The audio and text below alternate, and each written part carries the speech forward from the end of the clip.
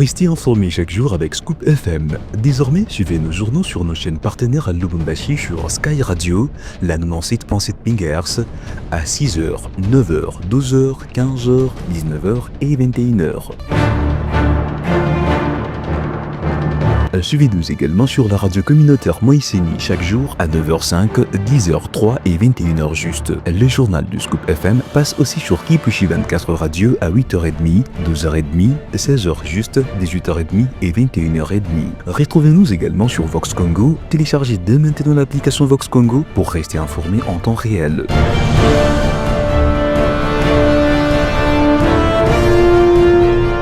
Scoop FM, suivez-nous sur notre page Facebook et sur notre chaîne YouTube pour tout savoir sur l'actualité locale, provinciale, nationale et internationale. Scoop FM, la neutralité réelle. La neutralité réelle.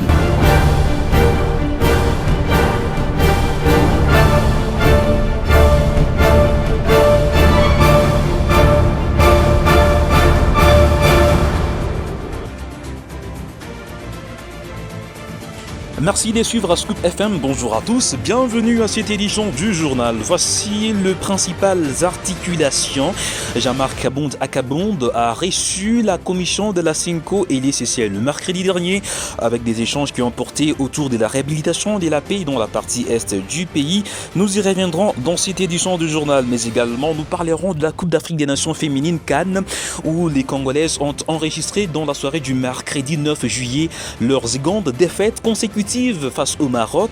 Dans ce journal, Gracia Akilimali nous en dira plus. Gloire Diboué, c'est moi qui suis à la présentation.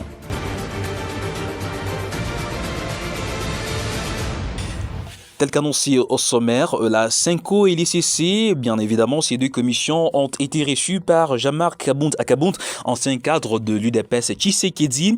Leurs échanges ont porté autour d'un dialogue national dans les meilleures conditions pour que les Congolais se retrouvent ensemble. Et puis dans l'actualité, à l'occasion de la 9e conférence des Nations Unies sur les commerces et les développements, axée sur la concurrence et la protection des consommateurs et qui s'est à Genève, la République démocratique du Congo a obtenu un soutien stratégique de l'organisation onusienne en vue de redynamiser son secteur commercial. Fatou Nyimbo nous fait le point. Le ministre du Commerce extérieur, Julien Paluku Kaonga, a en fait conduit une délégation congolaise qui a rencontré le secrétaire général adjoint de la SONICED, Pedro Manuel Moreno. À l'issue de cet échange, la SONICED s'est engagée à accompagner la RDC dans plusieurs axes prioritaires, notamment la promotion du commerce électronique, le renforcement des capacités institutionnelles ainsi que la mobilisation des partenaires techniques et financiers pour une réforme durable du secteur. Julien Paluku était accompagné de l'ambassadeur Paul Lokoso et Fambe, représentant permanent de la RDC auprès des Nations Unies à Genève, ainsi que d'experts dont le secrétaire général au commerce extérieur Gilles Mwilumbo. Le ministre congolais a salué cet engagement qu'il considère comme un levier majeur pour renforcer la diplomatie économique et commerciale du pays. Il a également souligné l'importance des récentes ordonnances lois signées par le président de la République, ratifiant des accords internationaux essentiels, l'un sur la facilitation des échanges dans le cadre de l'Organisation mondiale du commerce OMC et l'autre sur les subventions dans les secteurs de la pêche. Selon une dépêche du ministre du Commerce extérieur, une commission mixte RDC-SONICED a été mise en place pour définir une feuille de route concrète en vue de la mise en œuvre des engagements pris à Genève. La SONICED, en tant qu'organe permanent de l'Assemblée générale des Nations unies, joue un rôle déterminant dans l'accompagnement des pays du Sud dans leur stratégie de développement, particulièrement dans les domaines du commerce, de l'investissement et de la durabilité. Le gouverneur intérimaire de la province du Kasaï oriental, Augustin Kayimba Moulemena, a suspendu à titre conservatoire 3 responsables de la direction générale de recettes du Kasaï oriental. Selon cet arrêté rendu public le mercredi 9 juillet, ces responsables sont soupçonnés des détournements de plus de 200 000 $ américains de la taxe spéciale des circulations routières, jetons, patentes et vignettes. Il s'agit du directeur général Nestor Mpanda ainsi que l'honorable Mbou Bouyi et d'Elvis Kadiaï, respectivement directeurs des recettes fiscales et non fiscales.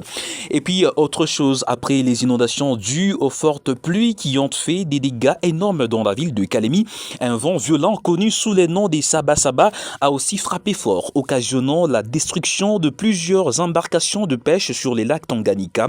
Aux premières heures du mercredi 9 juillet 2025, le patron de l'Agripel au Tanganyika, Raphaël Pungwe Moulapi, a fait la ronde pour se rendre compte de l'ampleur de dégâts. Je vais plus de précisions dans cet élément de reportage. La ville de Kalemi, chef-lieu de la province du Tanganyika, s'est réveillée ce mercredi 9 juillet 2025 sous les bourrasques puissantes d'un vent saisonnier redouté, les Saba.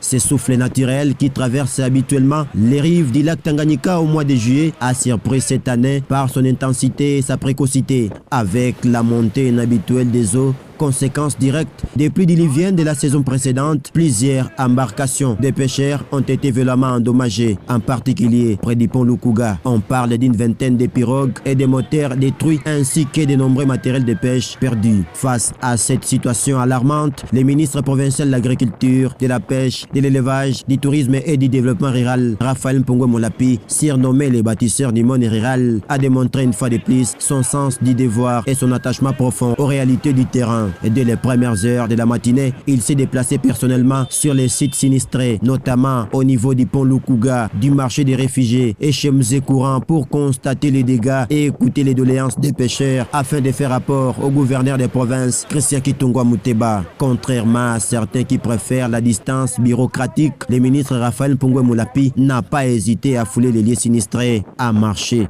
dans l'eau, chaussures trempées pour s'imprégner de la gravité de la situation. Son geste simple mais fort a profondément touché les opérateurs du secteur qui ont vu un signe de compassion réelle et de leadership engagé. Après avoir examiné les dégâts, le ministre a pointé du doigt l'absence d'un quai d'accostage digne de son nom comme l'une des causes aggravantes des pertes subies. Fidèle à son esprit de solution, il a annoncé un projet phare porté par le gouvernement provincial que dirige le gouverneur Christian Kitungwa Muteba. La construction prochaine d'un port à poissons moderne et accompagné des marchés adaptés destinés à offrir un espace sécurisé et structuré aux pêcheurs et commerçants de Kalemi. Ces projets, fruits d'une vision pragmatique et durable, est la preuve que le ministre Pungwe Moulapi ne se contente pas de constater les problèmes. Il propose et initie des solutions concrètes. Grâce à cette infrastructure, les pêcheurs pourront non seulement accoster en toute sécurité, mais également écouler leurs produits dans un cadre sain et organisé, stimulant ainsi l'économie locale. À ces heures difficiles, la population du Tanganyika peut se rassurer. Et là, à ses côtés, un ministre de terrain, un homme d'action et de cœur qui sait conjuguer proximité humaine et ambition institutionnelle. Les bâtisseurs du monde rural confirment encore une fois qu'il mérite bien son surnom.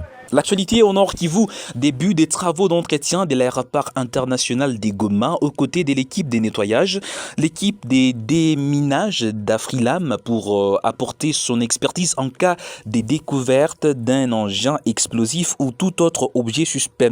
Revenons ici à Lubumbashi. Dans une opération des terrains déterminés, le maire de la ville de Lubumbashi a lancé une offensive majeure contre, bien évidemment, le désordre dans les secteurs du transport urbain, aboutissant à la saisie de 25 bus et 12 motos en infraction de l'avenue Mobutu à Lumumba. L'autorité urbaine a personnellement supervisé les interventions. Des précisions avec cet élément de la presse de la mairie. Pour sa toute première traque au récalcitrant, c'est un total de 25 bus et 12 motos qui ont été saisis par le maire de la ville de Lubumbashi, maître Patrick Kafwimbi Mumamba, en compagnie de ses services de sécurité. C'était au cours d'une opération musclée consistant à traquer les motocyclistes œuvrant en dehors de leurs limites et chauffeurs de bus focalisés sur le phénomène Kimbirikité.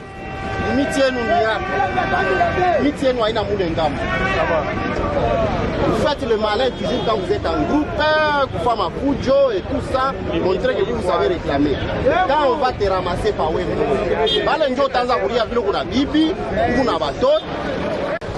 marché pirate par ici et les arrêts abusifs par là. Le maire et son équipe ont pris d'assaut différentes artères de la ville pour faire appliquer l'ordre. Sur les avenues Mobutu, Adoula, Kassavubu, Kapenda, Moero Lumumba par exemple, les constats est amer. Les désordres gagnent du terrain. En véritable homme de terrain, le maire de la ville a su appliquer l'ordre. Seuls les transporteurs qui ont résisté à la loi ont vu leur engin être saisi.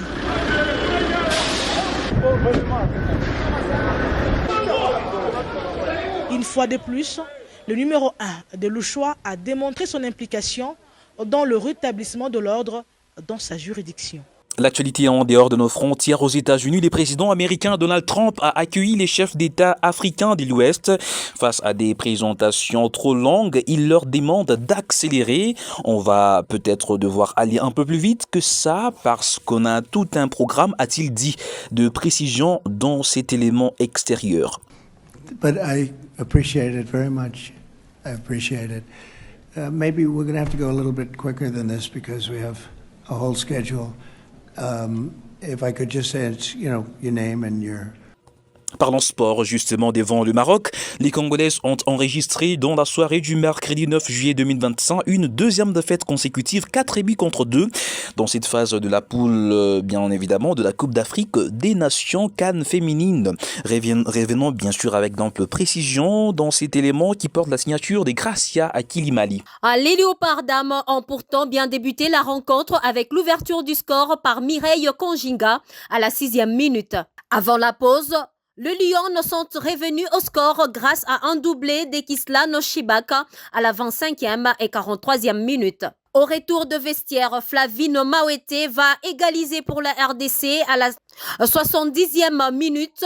Mais cette joie a été de très courte durée puisque le pays hôte a encaissé avec le but de Gislan Chebaka à la 75e minute et Mirab sur penalty à la 83e minute. Cette deuxième défaite est ainsi synonyme d'une élimination pour le Léopard. La sélection nationale est dernière de son groupe avec 0 points et 8 buts encaissés en 2 matchs. Le prochain match de la RDC est prévu pour ce samedi 12 juillet contre la Zambie. Avant de terminer cette édition du journal, mesdames et messieurs, place à la revue de presse. Incendie dévastateur à Kongolo, 206 fûts des carburants détruits et 18 millions de francs congolais consumés. C'est avec ces titres de RTNC.cd que nous ouvrons cette revue de presse. Bonjour à tous et bienvenue. Le bilan de l'incendie dévastateur qui s'est produit à Kongolo le dimanche 6 juillet 2025 dans un dépôt des carburants situé après les chemins de fer est enfin connu. D'après les informations obtenues par l'administrateur du territoire en date du 8 juillet, ces sinistres a causé la destruction des 206 fûts des carburants.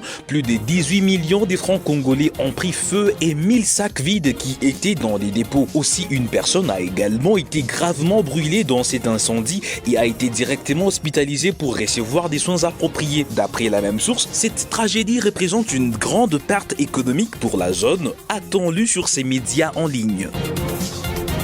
Radio Okapi.net de sa part titre Retour massif des réfugiés congolais à Chomia. Des centaines de familles des Congolais réfugiés en Ouganda retournent en masse depuis mai dernier à Chomia et d'autres camps de pêche sur les littorales du lac Albert dans les territoires de Djougou en Ituri. C'est ce qu'indique les services provinciaux de la protection civile dans son rapport publié mardi 8 juillet. C'est depuis environ 2 mois que les premiers mouvements des réfugiés congolais en provenance de l'Ouganda ont été observés du côté de la localité lacustre congolaise de Chomia et sa périphérie sur les littorales du lac Albert. Les derniers groupes sont arrivés les week-ends derniers à Chomia et Kassenyi. Ces mouvements retour est motivé surtout par l'accalmie constatée dans la région grâce aux opérations conjointes des armées congolaises FARDC et ougandaises UPDF, poursuit ces tabloïds. Mesdames et messieurs, ainsi prend fin cette revue de presse sur votre radio. Merci à tous de nous avoir suivis.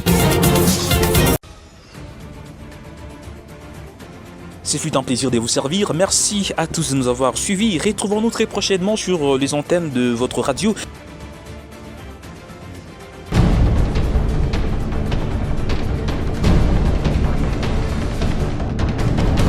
Restez informés chaque jour avec Scoop FM. Désormais, suivez nos journaux sur nos chaînes partenaires à Lubumbashi sur Sky Radio, la 97.7 MHz, à 6h, 9h, 12h, 15h, 19h et 21h. Suivez-nous également sur la radio communautaire Moïseni chaque jour à 9h05, 10h03 et 21h juste. Le journal du Scoop FM passe aussi sur Kipushi 24 Radio à 8h30, 12h30, 16h juste, 18h30 et 21h30. Retrouvez-nous également sur Vox Congo. Téléchargez dès maintenant l'application Vox Congo pour rester informé en temps réel.